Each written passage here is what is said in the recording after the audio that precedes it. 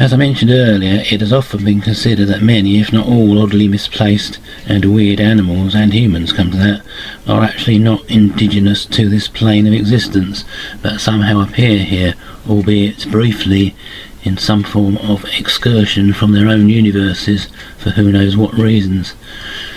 From Duane's writings above quoted, it certainly seems that werewolves and vampires, at the least, more usually inhabit locations on the real side, as opposed to this material physical level.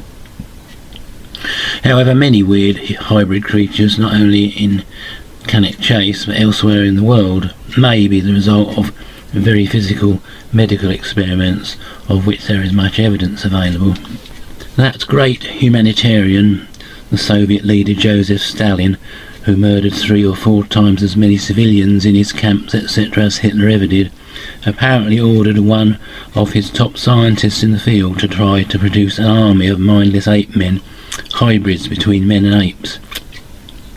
We are told the scientists failed to achieve this despite several filmed ghoulish experiments with poor helpless monkeys, including transferring heads from one to another, and ended up in one of the aforesaid holiday camps.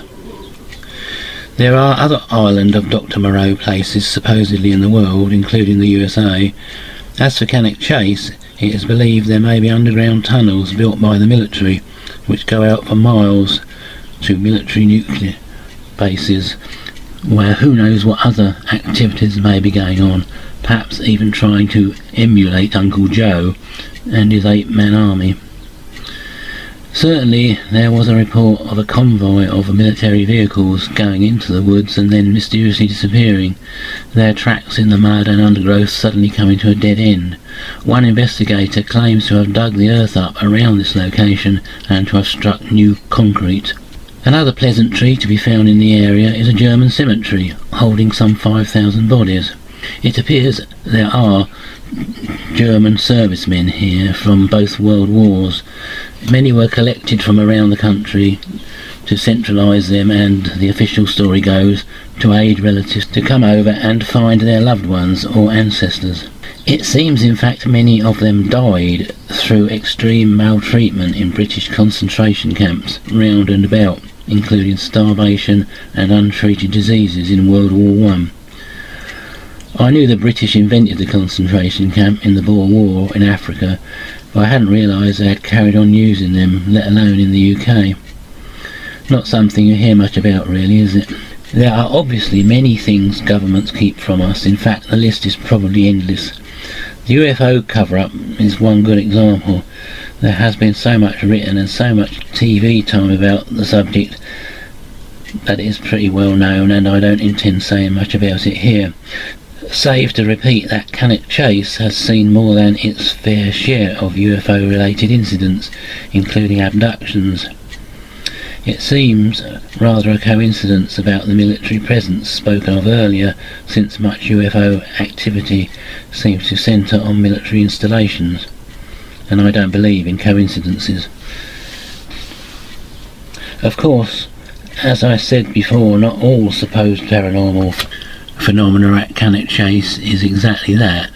Sightings of enormous snakes have been reported and may well be escapees, as snake keeping for pets is now big business in the UK like the USA. However, unlike Florida, nowhere in the UK is hot enough for long enough to sustain really large snakes, most likely Burmese pythons, if they are escapees or discarded pets, as they require a temperature ideally around 80 degrees Fahrenheit. Sorry, I'll never get my head around centigrade for a comfortable survival. And it is significant that when sizable snakes are reported at Cannok Chase, they are not over a very long period. As it is, our only 3 native species of snake are relatively small and would hardly fit the bill. The longest, the harmless grass snake, rarely exceeding about 4 to 5 feet. The harmless and extremely rare smooth snake and the mildly venomous adder are smaller still, though I've been to many places in the UK where there are supposed to be snakes, even having warning signs up about the adders. I've never had the good fortune in 73 years to see one. However, I have high hopes about my first visit to Cannok Chase, which is supposed to have plenty. Similarly, reports of panthers and similar big cats may well have resulted from the passing of a law a few years back in the UK regarding the needing of licences to keep dangerous predatory animals, when many unscrupulous owners kindly set their carnivorous beasts free in wild places, evidently such as Cannok Chase. We had a Burmese python for many years. When Kevin bought it at a local pet shop, he was assured the then 2 to 3 foot snake was a male and would not get very big. It's only the females that do that. By the time it had outgrown the 6x4x4 vivarium I had made for it in the spare bedroom, and I could drape it over my shoulders such that both ends touched the floor, we had come to the conclusion that he was in fact a she, and could potentially grow well over 20 feet long.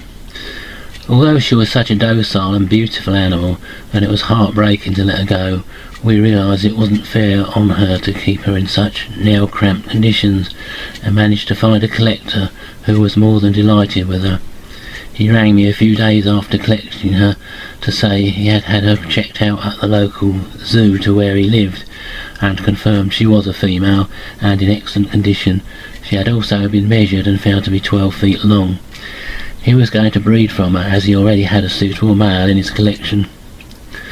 At the time, I have to say, I wasn't aware of the aforementioned law, but though she was certainly a predatory animal, as indicated above, she was very docile, and I never considered her dangerous, although I understand the rule of thumb is that there should always be at least 2 people present when handling snakes in excess of 8 feet.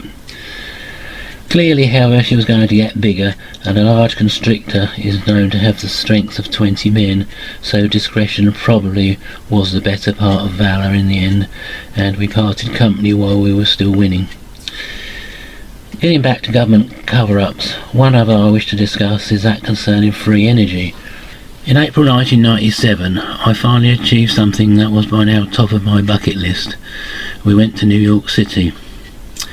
A dream I'd had since I was a schoolboy, collecting photographs of the skyscrapers and finding out everything I could about them, until I could identify some 120 buildings in a city 3,000 miles away across a seemingly unpassable giant pond. We were lucky with the weather and had 4 beautiful sunny spring days there. When booking the visit, there had been a choice of several hotels, and I could not believe my luck when one of them turned out to be the magnificent 40-story New Yorker. I had no hesitation in booking it. As high a floor as possible, please. When we got there, it turned out we were on the 28th floor. Since the hotel stands on the northwest corner of 8th Avenue and West 34th Street, I was expecting a breathtaking view of 34th Street, with the neighbouring Nelson Tower and the Empire State Building 3 blocks away. Sadly, we were on the west-facing side, looking out over the Hudson River and New Jersey.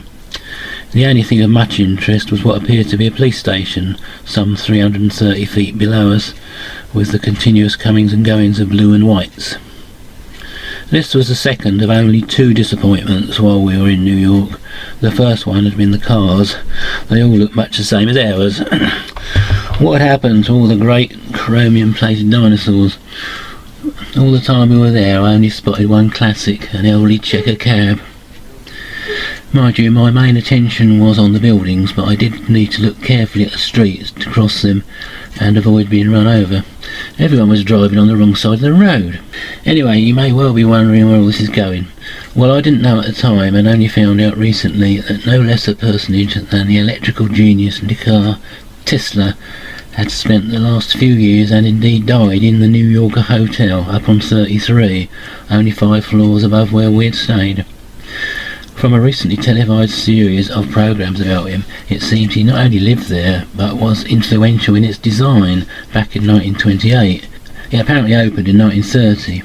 The presenters of the programme were allowed down into the bowels of the building and showed the bottom end of huge square section metal ducts, which apparently ran all the way up to the roof of the 470-foot tall building, which from the original blueprints was intended to end in elaborate antennae. The building was in fact to be, perhaps the first in a series, a giant transmitter for his free energy beams, much like the specially constructed tower at Warden Cliff, where Tesla conducted some of his experiments. In the event, it seems things never got that far, and when he died in 1943, the FBI raided his rooms and made off with, they said afterwards, 30 trunks full of Tesla's papers. Later, the FBI claimed they found nothing of national or military interest, and that for the time being was that. However, the presenters of the program moved to the Tesla Museum in Serbia, where he originally came from, and the curator there insisted that the FBI had sent them all the trunks they had, no doubt without contents they really thought were of interest, and that these numbered 60. We were shown some of them, empty of course. How does this stack up with the FBI's original assertion they only took away 30? Moreover, Tesla himself at some point had made it known he actually had 80 such trunks. Curiouser and curiouser. It is known that Tesla was working on not only the possibility of free energy for everybody. J.P. Morgan the banker and General Electric were not amused and soon put paid to any such nonsense. But his fabled death ray was seriously weighed up, it is said, by FDR against the atom bomb in World War II, and we all know which one. It certainly wasn't the Japanese. It is said the death ray would have been able to take out approaching enemy aircraft 500 miles away. It has been suggested that it was tried out on the Siberian location Tunguska in 1908, whose mysterious flattening over a huge area has never been adequately explained. And what of the Twin Towers? I'll leave you to work that one out. Finally, I usually end with a shared dream. If they are familiar, it's because they have usually already been the subject of a UK Skype with Duane. The following is no exception, except it was no dream. It happened in the physical. I drove out to visit somebody in a neighbouring town, Bletchley, famous for the wartime code breakers. At the premises of the person I was going to see, there were rows of parallel parking bays. I parked in one and clambered out of the car. Walking across the pavement sidewalk, I suddenly seemed to be propelled forward at some speed. It was as if I had been violently pushed, although I felt nothing touch me and there was nobody around anywhere near me. I crashed sideways on into some metal railings running parallel to a building wall and about a foot away from the wall. I ended up on my knees. I smashed against my right arm and seemed momentarily stuck there, unable to move and free my arm, although it was not jammed between the railings but rather positioned diagonally across them. I managed to get up in a bewildered state. I'm sure I had not tripped, and even if I had, I do not believe I would have moved so fast and so forcefully into those railings. Needless to say, my arm was horrendously bruised, black as coal for several days over a large area, and hurt like hell. This event seemed like the culmination of a succession of notably bad days, when nothing much went right, and indeed my office, computer, printer and photocopier all decided to play up or break down.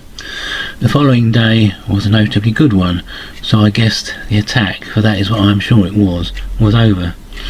A few days later, however, the alternator of my car packed up. I hope things are now back to normal. We had been warned that if we accepted the new ideas and started to pursue them, we could expect such things as we were, to say the least, annoying the dark forces, who do not wish us to know of such things.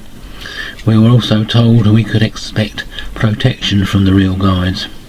I believe I was very much protected. I could have broken my arm or even split my head open, which would have been disastrous work-wide and every way, but the real guides managed to prevent such a thing. When I discussed this with Kevin, I mentioned that looking back over my life, then almost 73 years of it, I have always felt protected and looked after by persons or things unknown, whether it be most recently from crazy idiots on the motorways, or a staggeringly near miss from a solid ring of steel or iron that came crashing down from a tall building I was walking past in Luton 4 or 5 years earlier. It missed me by about a yard at most and rolled past me before falling to a halt. If that had hit my head, there can be no doubt it would have taken me out. As I said to Kevin, this was some considerable time before I came across the new you, and he made the point that the real guides mark us out as potential new you material long before we actually come across it. For my part, rather than be put off by what was one of a succession of otherwise truly alarming events over a number of years, I know now why I have always felt protected and helped at various crises in my life. The dark forces behind these cowardly attacks have simply confirmed I am doing the right thing and strengthened my resolve to continue. When I got back to the office, I shouted loudly "New you" in defiance that day. Oddly, before our Skype started, two of the other new you folk were having a discussion about psychic attacks and comparing notes on their own experiences. Duane confirmed we could all expect much of the same, really, as wake-up calls. The real guides will let them happen, but will not allow any serious outcomes to occur. Ending up on my knees symbolised to the dark forces my kowtowing to them, but not to worry about that. That's it again for this time. Thank you for listening. Just remains for me to do the New You song. New You.